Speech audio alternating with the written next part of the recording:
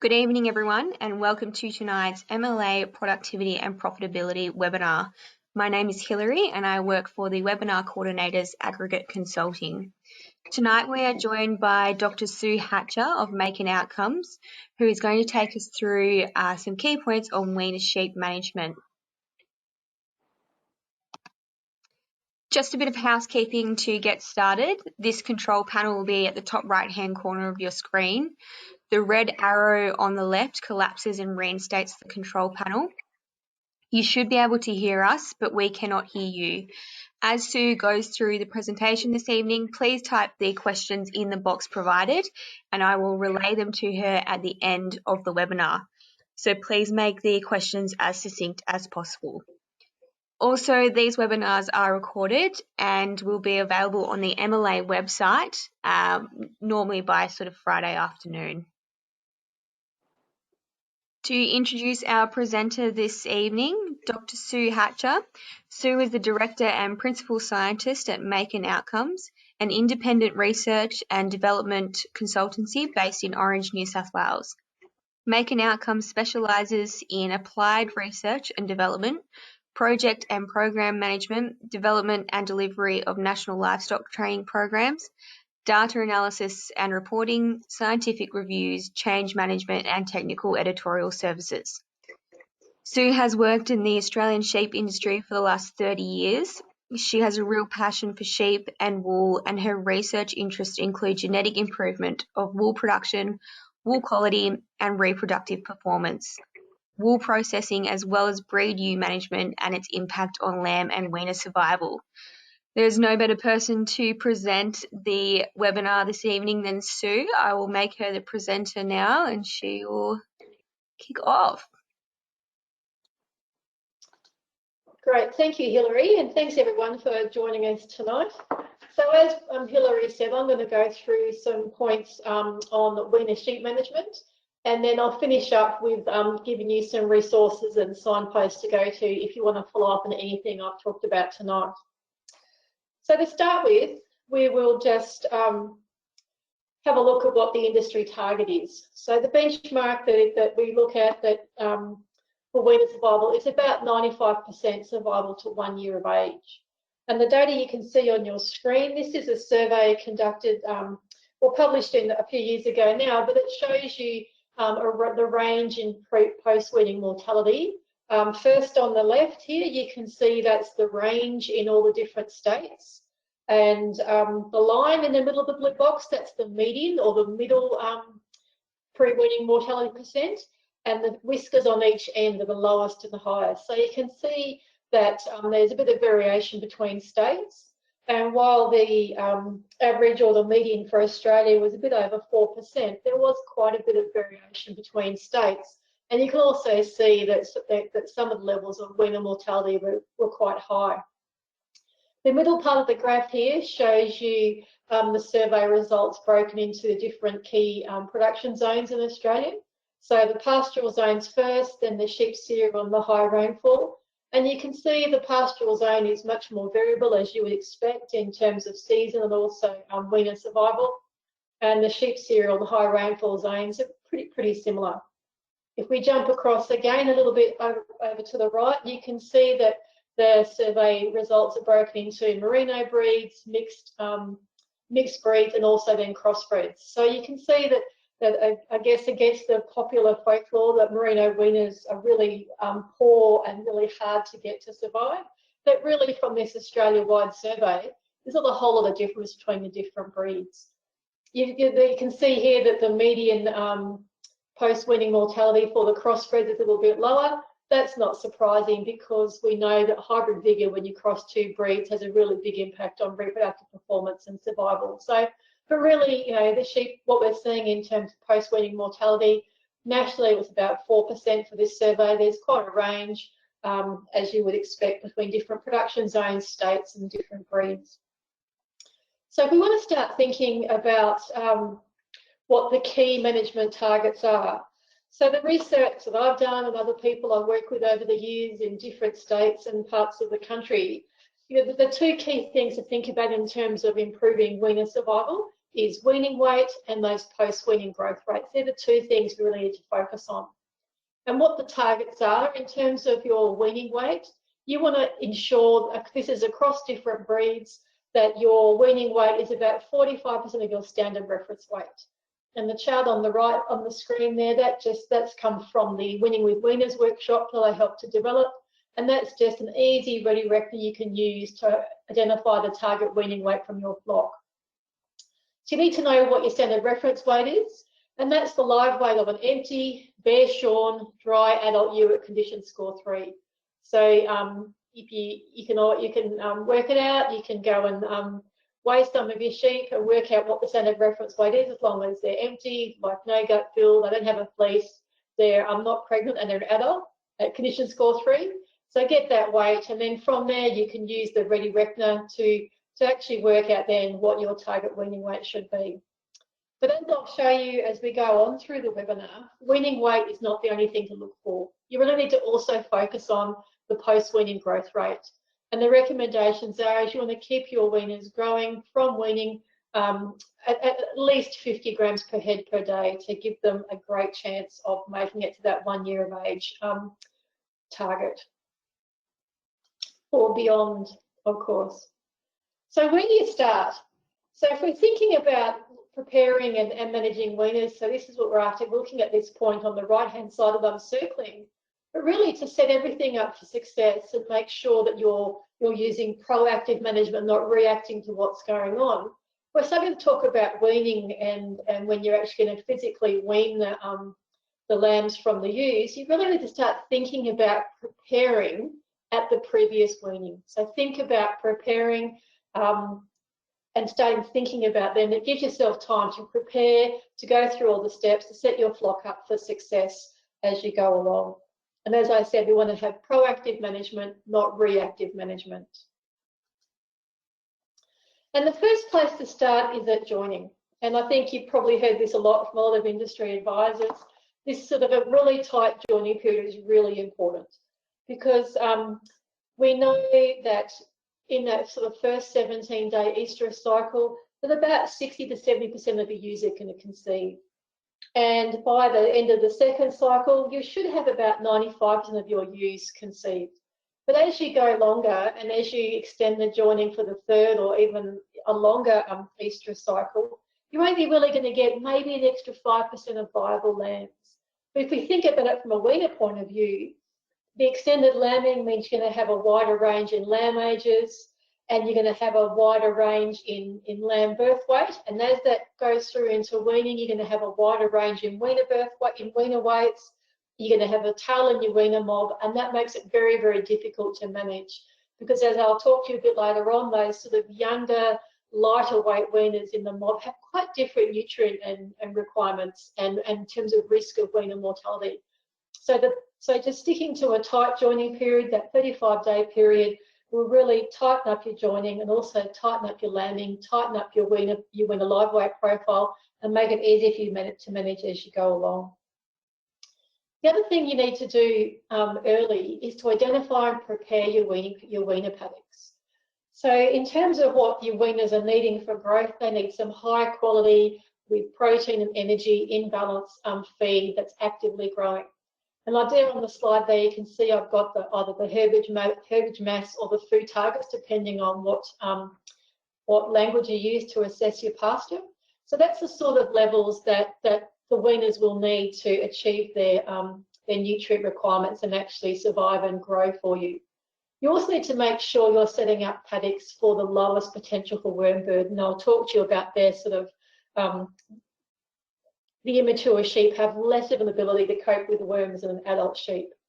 You also really want to make sure that the weaning paddocks you're setting up to use are really managed for low grass seed potential from an animal welfare point of view, but also there's some research that shows us that heavily infested, weaners that are impacted by grass seeds, they just don't grow as well as others. So you want, as I said, you want to keep them growing at a positive growth rate, and setting up low grass seed potential paddocks is important.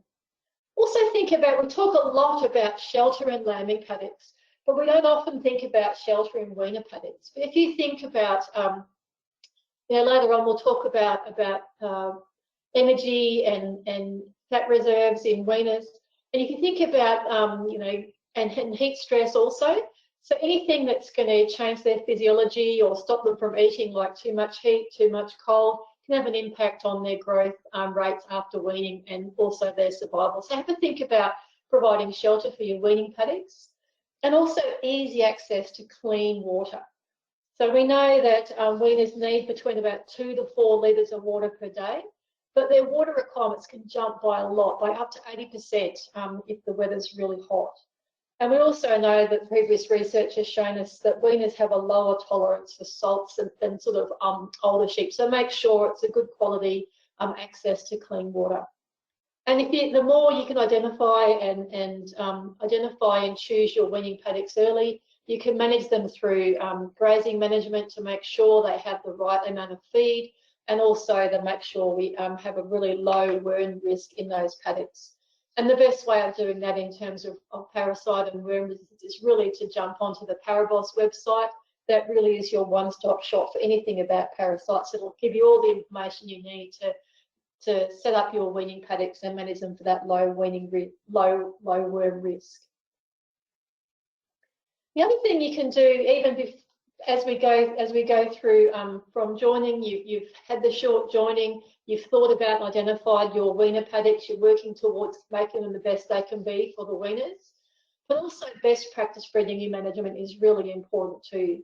So you can see in the diagram I've got here, that's sort of late to, you know, mid to late pregnancy through lactation. They're really key stages for setting up fetal growth. The late stage of pregnancy is about udder development and optimising colostrum production and also milk production. And it's really the time when you're going to fuel lamb growth while the lambs are suckling their mothers. The milk is a high protein. It's exactly what the lambs need to fuel their growth. And of course, the faster the lambs grow between birth and weaning, the more chance you've got of hitting those target weaning weights. It's really important, again, to practice best practice worm control for your breeding ewes. And again, have a really good look at the Paraboss website. That gives you all the information you need to know. And it's also broken down into all the different production zones across Australia. So you can really target the advice that will suit your property. The other thing to remember too is always use best practice marking procedures. So that is in terms of thinking about, you know, the right vaccinations at the right time, using pain relief, and really making sure that you want to keep setting the weaners up to setting the lambs up, keep them healthy, making sure they mother up quickly after marking so that you're not sort of halting lamb growth, and getting them back with their ewes as much as possible so they can bond again, get back to feeding, and maintain that positive lamb growth before you want to wean them. And again, before we get to weaning, also it's really important to think about imprint feeding before weaning. Now, neophobia, this is the fear of novel feeds. This is a major issue for ruminants and for weaners in particular. And we know that that weaners, they really won't come onto feed unless they've experienced it before. And the best way, as I'll show you some results in a second, the best way of giving the weaners experience to novel feeds, whether it's pasture or whether it's whatever supplements you're going to feed them, is to feed them while they're still on with their ewes. So if I flick on to the next slide, this is some experiments that were, I think, up in Armidale. I mean, 1984, it's quite a while ago, but the research is really as relevant now as it was then. So what they did, they had 3 groups of animals. They had a control group where the control group, a group that were exposed to the feed alone, and a group that were exposed to the feed with the mothers. So the table at the top of the screen here, this just shows you the percentage of animals in each of those 3 groups that were eating the supplement at weaning by day 1. You can see with the control group that weren't exposed to the feed at all before weaning, only about 5% were eating at weaning. The group that were exposed to the feed before weaning, about 20% were eating it the first day after weaning. But the group that were exposed still with their mothers, 92% were eating the feed offered the first day after weaning. And again, if we come to the second line, you can see that the control group, about 60% were eating by day 5. But that's quite a delay, especially if we're talking about some really lightweight weaners.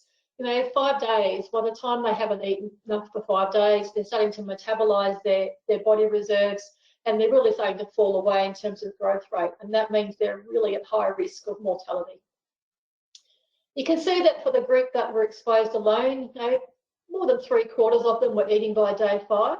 But by day 5, all of the lambs that were exposed with their mothers were eating the feed. So they really are learning from their mothers. And if you have a look at the graph down below, so not only are they eating quicker, they've been with their mothers, they're actually also eating more. So the green line on the top that I'm tracing with my mouse here, that's the group that were exposed to the feed with their mothers. They're eating a lot more in terms of grams per head per day than the other two groups. And while there is a bit of a takeoff in terms of the amount that the control group and the exposed alone were eating by about, you know, day 5, they're eating, but they're not eating nearly what they require in terms of their daily intake to maintain positive growth and stay healthy. So that just shows you from some experimental evidence of the benefit of just imprint feeding while the lambs are still with their mothers. They're learning what to eat with from their ewes. So it's really important to actually do this effective imprint feeding. So it's really important to use the specific feed they'll be offered as weaners while they're still with their mothers. If you're not sure, just give them a bit of a shotgun approach. So if you're not sure what feed you're going to offer in terms of grain, put a bit of a mixture together that covers a bit of all the possibilities you might use and feed that. So our recommendations are you feed about 100 grams per ewe every second day, and try and aim for about 6 separate feeds over a 2 to 4 week period. But it's really important to make sure that the lambs are eating. And if 90% of the lambs aren't eating, you might need to do feeds over a longer period of time, because you want to really make sure the lambs aren't just hanging around the feed trail, that they're actually picking up and eating the feed. They actually have to physically eat it to learn. So as I said, use the specific grain supplements you're going to be offered as weaners, but also bear in mind that putting them on a similar pasture, they were in the lambing paddock, a similar type of pasture will also help them to graze the new pasture. I read an interesting paper from a research group in New Zealand today that showed that lambs readily will go to lucerne. They like lucerne, but also if they're not exposed to, there's quite a bit of difference in pasture species between the lambing paddock and the weaner paddock, and they aren't sort of used to it. That will also have a bit of a neophobia effect in terms of feed as well. And also there's some evidence to suggest that the feed delivery system is also important. So if you're going to trail feed weaners, make sure your imprint is using the trail feeding system. If you're going to use creep feeders or other feeding system for your weaners, make sure that's the system you use to imprint them too. And familiarity with water sources is also important. So if your lambing paddocks have dams, make sure your weaner paddocks have dams and vice versa, just to make sure that when they are weaned, they're coming onto the feed that's being offered, whether it's pasture or grain, and they can access and they're drinking from the water.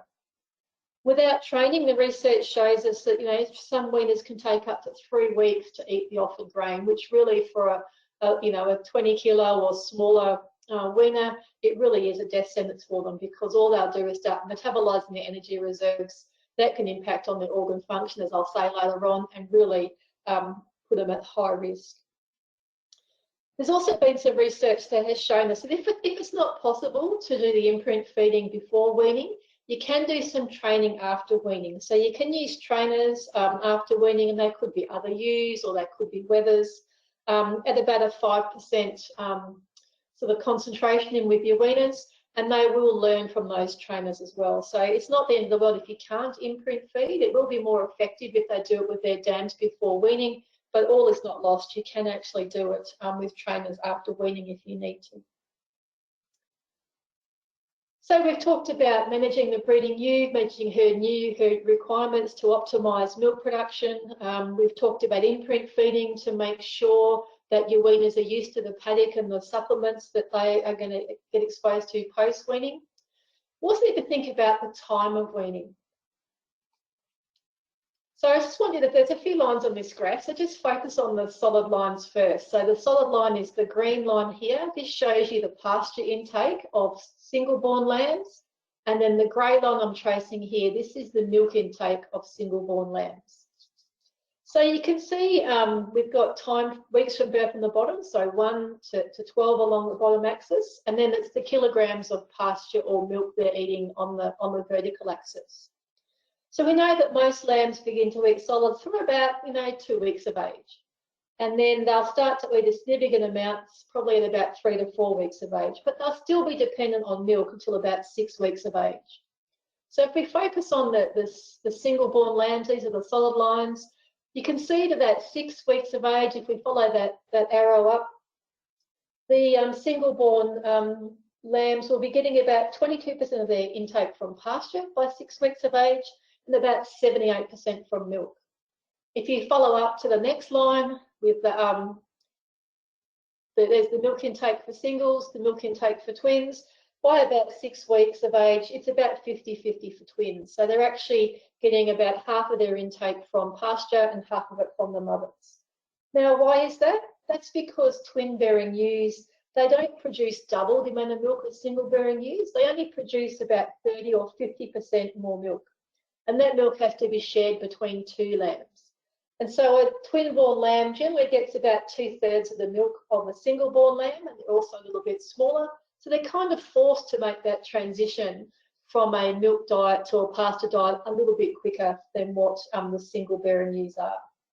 But you can see that as we sort of get out to the 9 and 12 weeks of age, the amount of intake the lambs are getting, whether they're singles or twins, really starts to drop away. And so by extending the weaning period, longer than that 14 weeks from the start of lambing, what you're doing is you're just setting up the lambs to compete with the ewes. So by that, after that sort of 12 weeks from the start of lambing, most of the lambs' intake is coming from pasture. So all you're doing is setting up the smaller lambs to compete with their ewes. And if you think about how the lambs follow the ewes around the paddock, you're also setting up the lambs to follow behind the ewes, to graze behind her. And of course, that's going to be the most heavily worm contaminated part of your pasture, because we know that worm burden increases during lactation.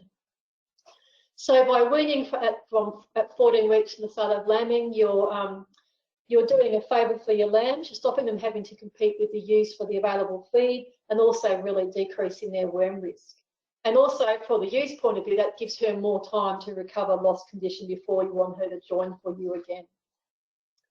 So we haven't even got to weaning yet. We've been thinking about shortening and joining time. We've been talking about managing the ewes during late pregnancy. We're talking about selecting our lambing paddocks and weaning.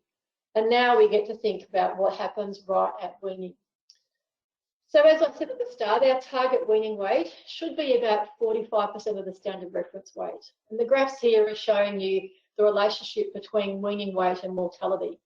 So the graph on the left is from some work myself and some colleagues did a little while ago now, but through the central tablelands of New South Wales and down on the southern slopes. And that just shows you that there's this really strong relationship. It's a curved relationship that our lighter weaners really have much higher chance of mortality. And the graph on the right here is some data from South Australia that shows you the same thing, that lighter weaning weights are strongly associated with high mortality. And that's sort of on a whole flock basis. And when you actually have a look at the data in the whole flock and drill down a little bit more and sort of classify the weaners into quartiles, so you have the lightest 25%, the heaviest 25%, and the 2 groups in between, what you can see is that lightest cohort of weaners are twice as likely to die as the heavier ones. And this is consistent with other flocks. This again was the data from the central tablelands in New South Wales, but you see the same pattern consistently in different environments and across a lot of flocks. And it's all about body size. The research has shown us there's no physiological difference between weaners and more mature adult sheep in their ability to consume or digest a whole range of diets. It's really just about size, and it's about energy reserves. Because we know that these heavier weaners up this end, they are the ones that are going to have the higher energy reserves of fat and protein, which means they can metabolize those and draw on those energy sources. If for some reason they go off their feed or feed's not available, they're not going to have too much of a setback.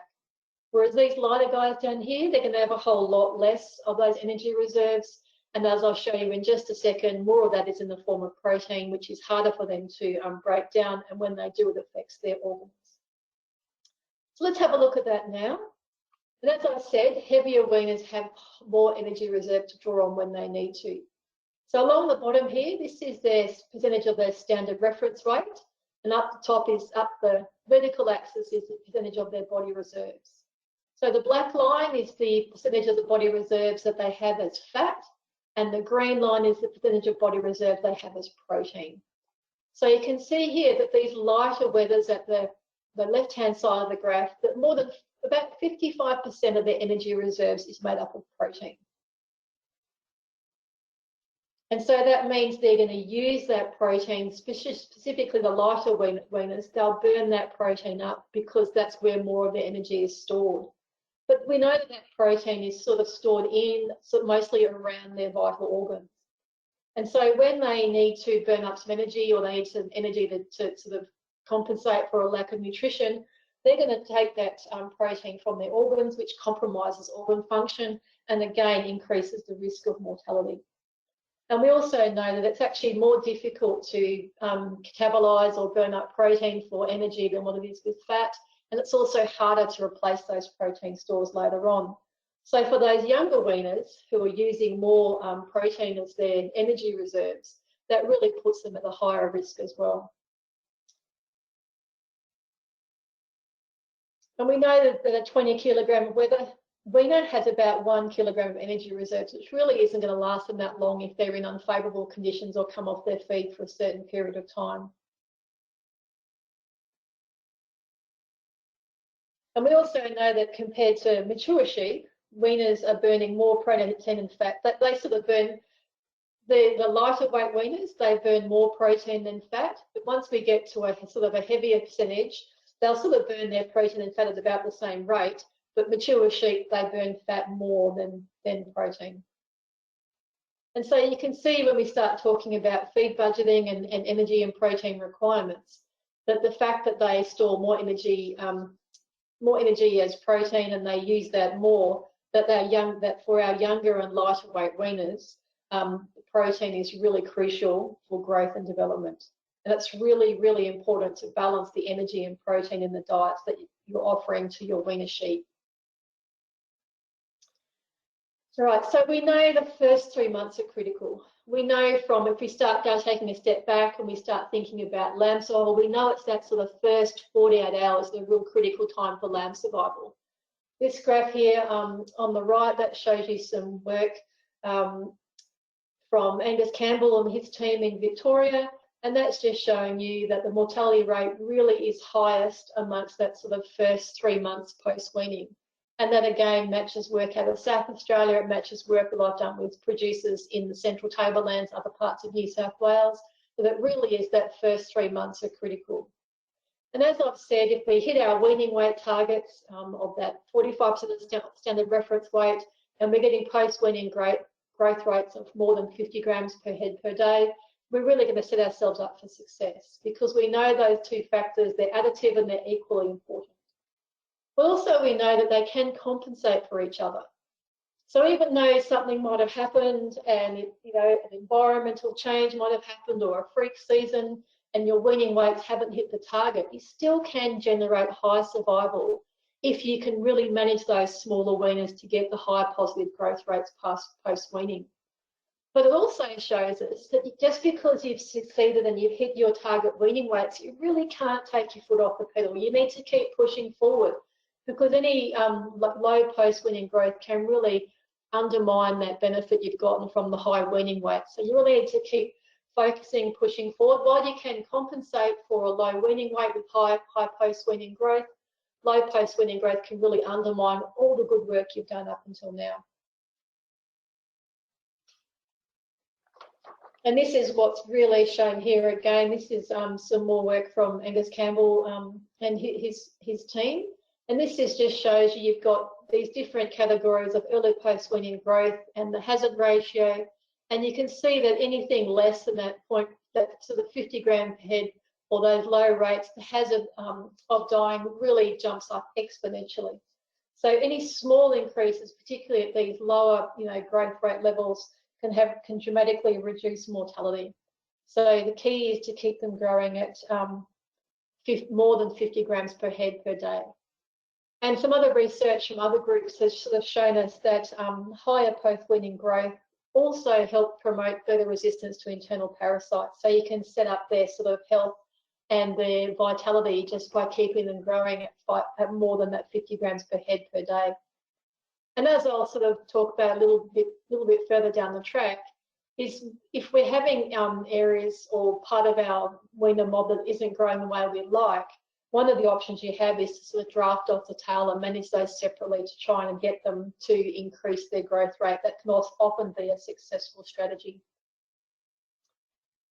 The table I'm showing you now is some work from South Australia, where they compare the normal growth pattern for ewe weaners and wether weaners, which is about, was about 20 grams per day, and a rapid growth pattern. So the rapid growth animals were fed to achieve about 200 grams per day. And you can see that they tabulated the mortality from weaning to the break of the season. The rapid growth group for ewe weaners, the mortality was half. So that rapid growth is really giving you great benefit in terms of mortality. They did the same thing for the wether weaners, and again, to the break of season, the mortality was about half for the rapid growers.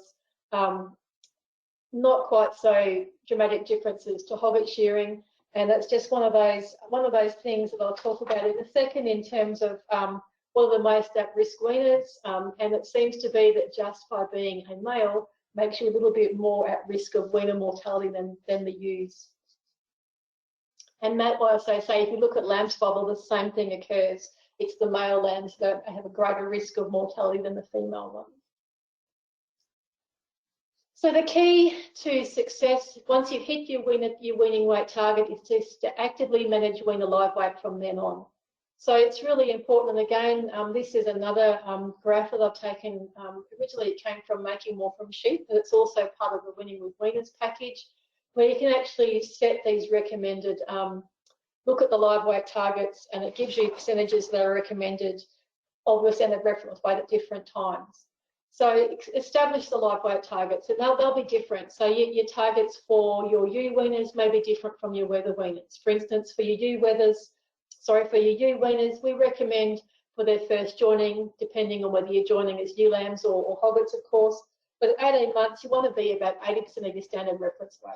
And if that's the way you're managing your ewe flock and your breeding flock, that then gives you a target to achieve at 18 months, but you can set targets every 2 or 3 months before then to make sure that you're hitting those targets. So it's important to regularly weigh a mob of your weaners and maybe tag 50 or so, regularly weigh them and then benchmark against your targets. Use that to fine-tune your feed budget, because as the animals grow and their growth rate changes, their requirements for protein and energy will change, and you need to make sure you're feeding them what they need. When you've got them in and you're weighing them, it's also a good time to do a worm test to make sure you're keeping on top of worms. And again, everything you need to know about that is on the parables. It's really important to weigh, because the research tells us that by the time you can visually see a change in the condition of your weaners, it may be too late for some of them. They're already starting to burn up their energy reserves and impact on their health going forward. So really weighing them, using it as a benchmark against your targets, and fine-tuning your feed availability as you go is a really good strategy. And take action if you need to. You might find you're tracking really well, and that's great, but any deviation from your targets, take action to remedy the situation, to keep your weaners growing on a positive growth path. And ensure adequate nutrition as they grow. So regularly assess your available pasture and supplement as required, because the quantity and the quality of feed that your weaners will need will change as they grow. And it's really important to balance energy and protein. So there's a minimum amount of protein that sheep or weaners need, and that's about 6.25% crude protein. And any levels lower than this, it just slows down the rumen function. It means that food takes longer to go through the rumen, and it decreases feed intake. And that really is not what you want to do with your weaners. So you want to have an easily digestible feed that moves through your rumen quickly. That means they're going to eat more and they're going to grow faster. So that's why that minimum level of protein is important. And I know this slide's only small, but I'll give you the links to, you can download these Weaner feed. This is the Merino U Weaner feed budget chart, and you can download these from the AWI website. And there's a chart for Merino U Weathers and Merino U Weaners, Merino U Weaners and Merino Weather Weaners, and it just shows you the energy and protein requirements you need for different live weights and to get them growing at different speeds. So you can have a look and you can see that also that as the energy requirements, as you have a look down in between the lines, as the energy requirement changes, the amount of protein changes. So it's really important to keep that balance of energy and protein to make sure that their rumens are working and that they can actually make use of the energy you're giving them by having sufficient protein. So the feed budget tables, as I say, they're available. They're a really simple, easy to use tool. And also as part of that feed budget table, there's some, like a bit of a ready reckoner as well, which demonstrates the energy and crude protein and dry matter percentage for a whole range of feeds that you can use to help you put together your feed budget. So who are these at-risk weaners? Well, I've already talked a little bit about these as we went along. So it's really the ones that are lighter. And these could be the small singles, they could be the later born lambs if you've got a longer joining period, and they'll be the twins and multiples simply because they're going to be smaller. And as I said, for those lighter animals, they're going to have more of their energy stores as protein rather than fat, which means when they need to, they will start burning that protein, which will affect their organ function and really predispose them to any kind of disease or parasite that's hanging around.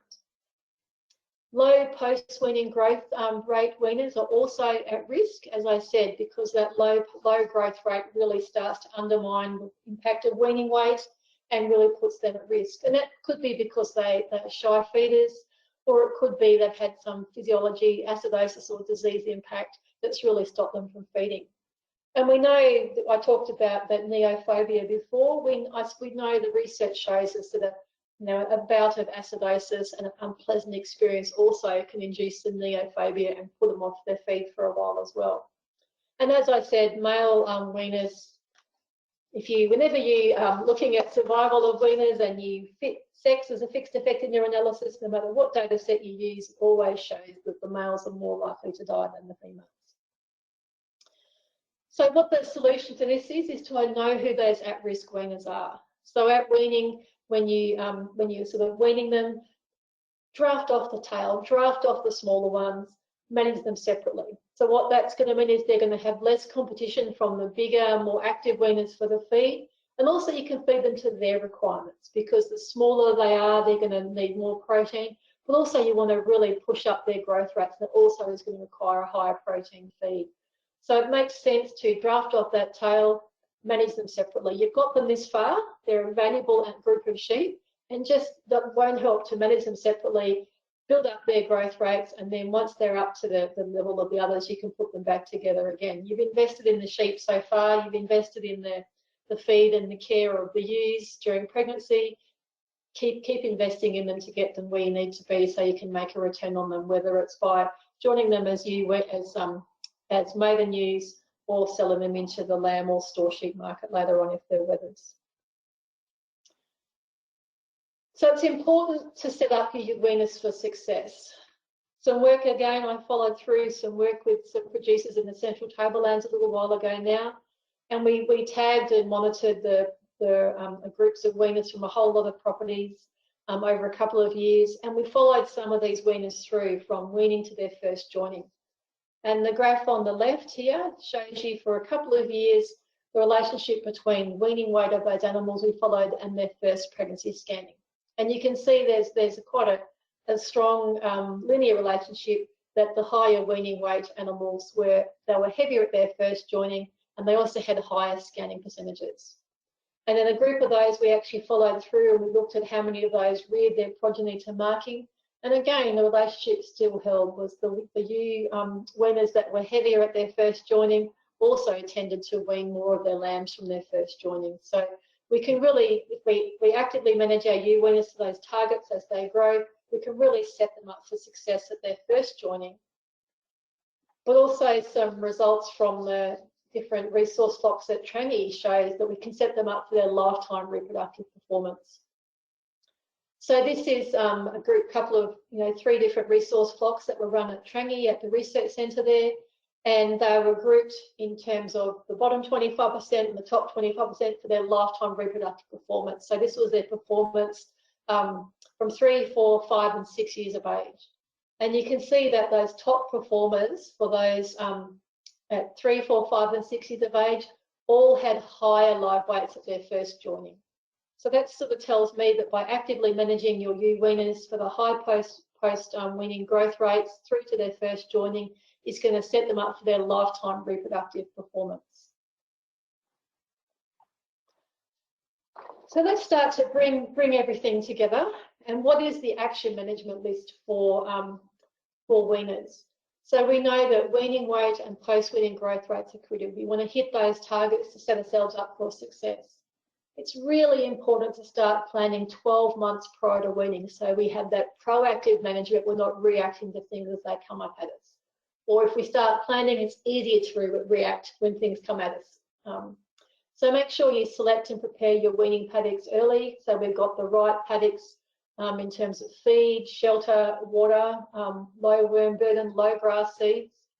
Join for that 5 weeks to really have a sort of a concentrated lambing and therefore a concentrated weaning, and you're reducing the age range and live weight range in your mob of weaners.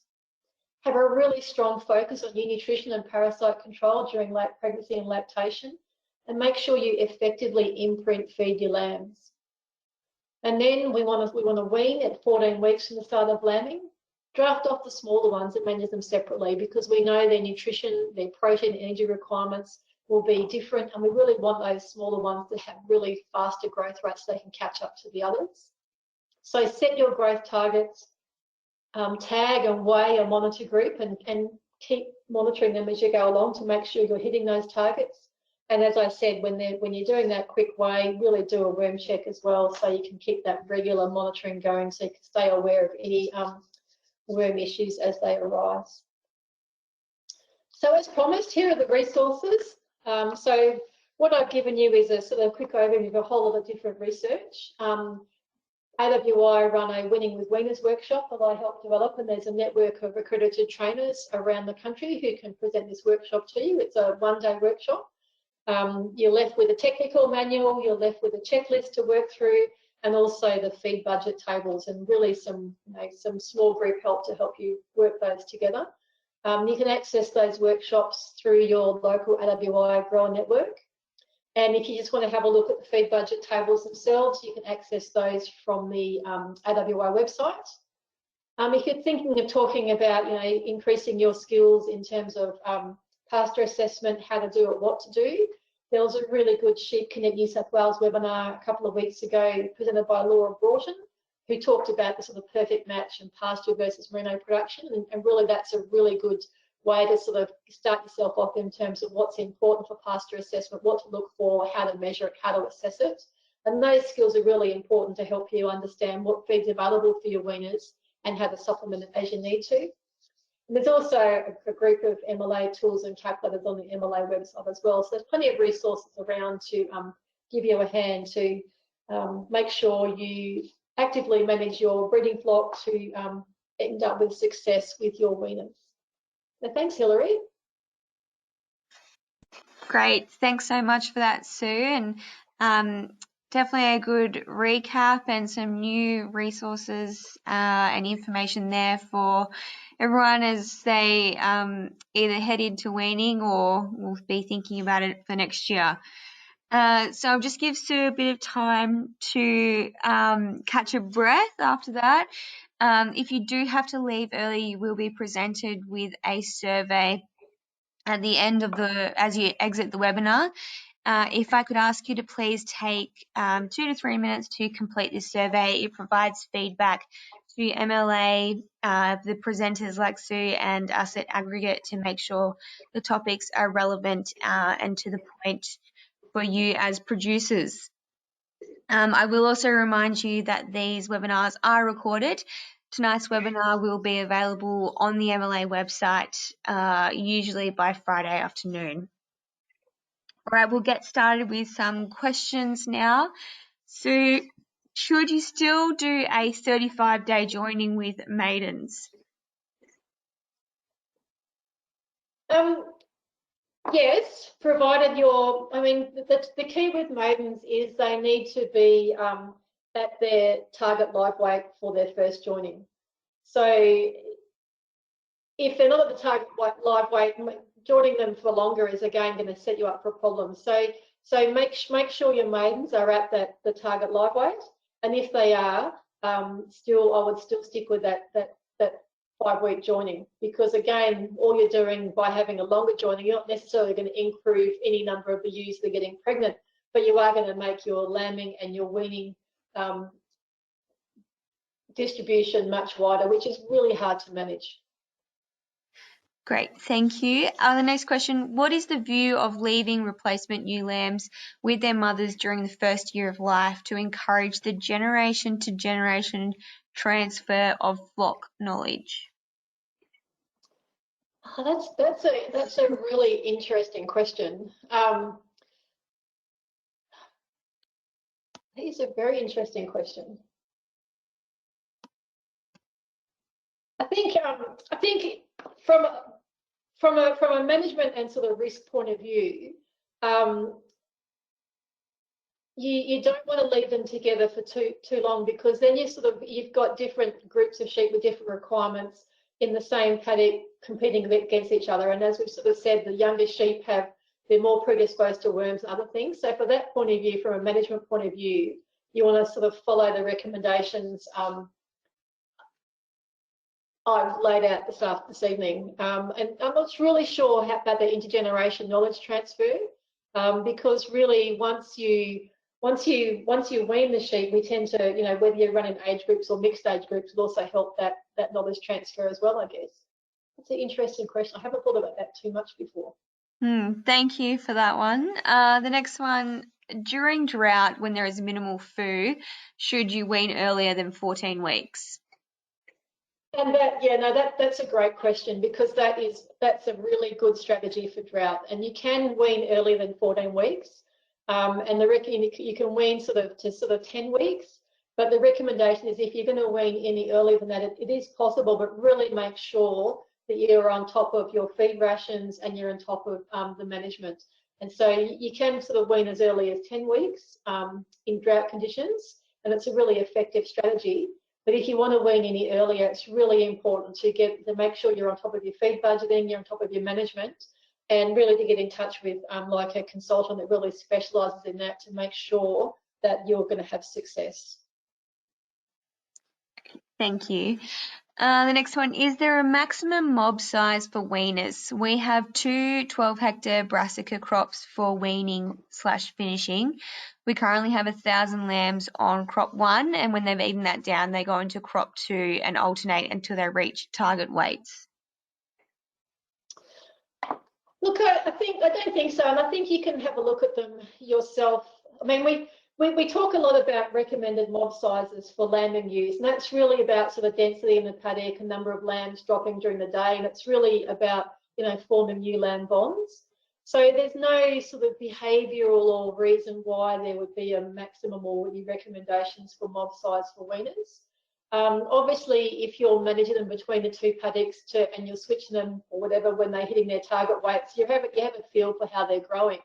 And if you're looking at them that closely, you'll be able to see if you've got any weaners that have sort of fallen off in terms of post-weaning growth rate, and you can draft those off separately. But I'm not aware of any recommendations for maximum or minimum mob sizes for weaners. Great, thank you for the question. The next one, does the timing of lamb marking affect the post-weaning growth rates? Look, I don't think so, but obviously as the animals, there are recommendations in terms of age and size to do the marking, in terms of sort of castration and tailing and those sorts of things. But I think the most important thing is to make sure that you don't have the lambs off feed for longer than you have to, and you also want to make sure they're mothering up with their mothers really well afterwards. And the latest research we have of all the sort of work of the benefits of using pain relief is really that shows those benefits, is that they mother up really well, they get back onto the food, and there's no sort of checks with growth. So there are, I'm not exactly sure what the optimum time is. You don't want them to be too old, but you want to make sure you use all those best practice marking, use the pain relief to make sure they mother up again straight away. So a nice, clean, fast, efficient process is the best. Great. And effective. Thanks for the question. The next one, we wean at 12 to 14 weeks with Weaner Guard, 6-in-1, B12, selenium and wormer vaccine. How often after this should we wormer count the lambs? Look, that's a good question, and that will depend on your environment and everything. So what the best answer I can give to you is to really go onto the Parabos website and have a look at what those worm recommendations are there. So the information on the Parabos website is technically reviewed by experts in the sort of worm management and parasitology, and they've got recommendations that go for a whole range of production systems and production zones. So really, it's much better for you to have a look at that and get recommendations that are specific for your situation and your zone. Thank you. This next one might also be a dependable question, but see how you go. What feed rate is needed to meet the 50 grams per head per day? How many grams of what feed should be fed to each weaner? Yeah, so that's really going to depend on number one, how heavy your weaners are. So if I flick back to the feed budget table, and I really recommend everyone to, if you haven't seen them, to get to download the feed budget tables, because they really are a nice, simple, easy to use tool. But you can see here that the requirements in terms of the amount of feed and the amount of metabolizable energy and crude protein are different depending on how heavy your weaners are, what the live weight is, and they're also different depending on how fast you want them to grow. And then because the metabolizable energy in megajoules per day of oats, that can range from 8.8 to 15.1.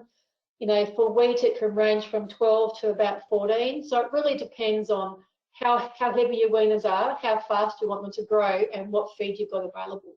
So again, it's not an answer I can give you specifically, because it will depend on the energy of the feed, the crude protein, and the dry matter. So really, grab some of those feed budget tables, and if you need a hand to work it out, yeah, just get in touch with a consultant who can step you through the process and really get that tailored answer just for you. Great, thank you. The next one, is there a difference in male survival between entire males and wethers? If so, does the method of castration make a difference? I don't know, because all of the studies I've done on survival of lamb survival, so for lamb survival, they would have been entire, so I can't answer from that. And so none of the studies I've done have had that as a variable, so I don't know. No, that's fine.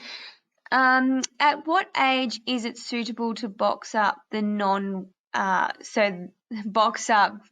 older age weaners, so ewe lambs with their mums, etc.? Does that make sense? So after weaning, like when you can box them up into a bigger group. So what age can you put them into a mixed aged group?